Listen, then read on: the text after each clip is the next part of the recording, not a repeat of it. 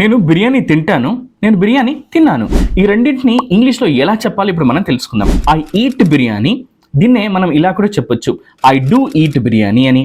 అలాగే నేను బిర్యానీ తిన్నాను అంటే ఐ ఏట్ బిర్యానీ లేదా ఐ డిడ్ ఈట్ బిర్యానీ అని చెప్తాం. ఎప్పుడైనా గుర్తుంచుకోండి, డూ మరియు డస్ అనేవి మనకు హ్యాబిచువల్ యాక్షన్స్, అంటే ఈ రెగ్యులర్గా మనం చేసే పనులు ఏవైతే ఉంటాయో వాటిని తెలిపేందుకు ఉపయోగిస్తాం. అలాగే డిడ్ అనేది గడిచిపోయినటువంటి పనుల గురించి చెప్పేందుకు మనం ఉపయోగిస్తాం.